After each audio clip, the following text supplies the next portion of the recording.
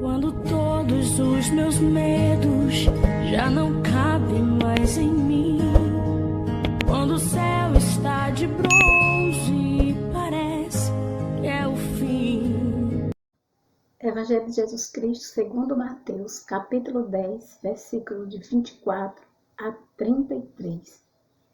Naquele tempo disse Jesus a seus discípulos: o discípulo não está acima do mestre, nem o servo acima do seu senhor.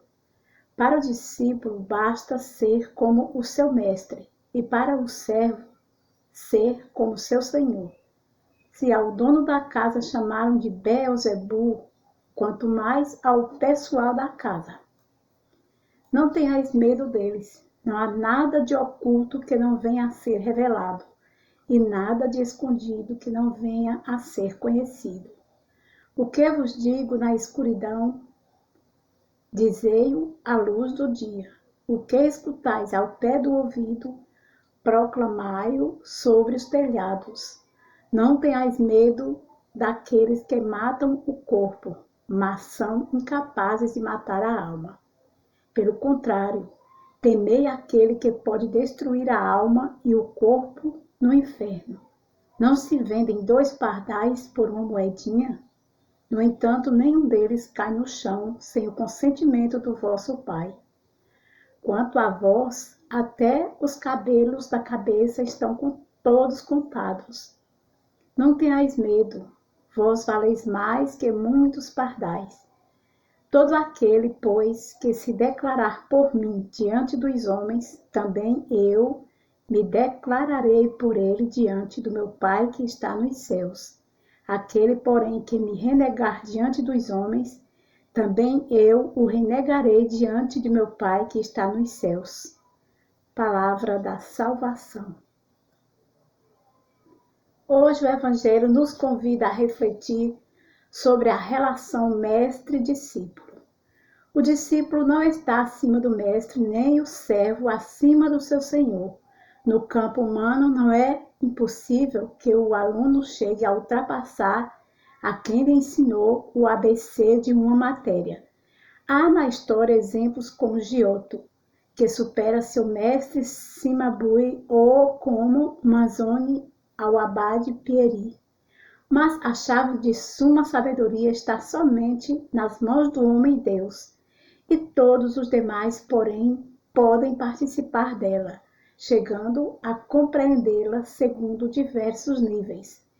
Desde o grande teólogo Santo Tomás de Aquino até a criança que se prepara para a primeira comunhão. Podemos acrescentar adornos de vários estilos, mas nunca tão essenciais para enriquecer o valor intrínseco da doutrina. Ao contrário, é possível que nos aproximemos da heresia. Devemos tomar cuidado quando fizermos associações que possam distorcer ao invés de enriquecer a essência da Boa Nova. Devemos nos abster dos manjares, mas devemos muito mais jejuar dos erros, dizia Santo Agostinho. Em certa ocasião, me passaram um livro sobre os anjos de guarda, em que apareciam elementos de doutrina esotérica, como a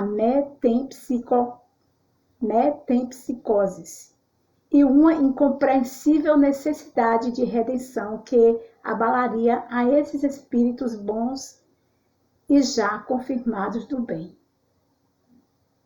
O Evangelho de hoje nos abre os olhos a respeito do fato inquestionável de que o discípulo possa, às vezes, ser incompreendido, encontre obstáculos ou até seja perseguido por ter se declarado seguidor de Cristo. A vida de Jesus foi um serviço ininterrupto em defesa da verdade.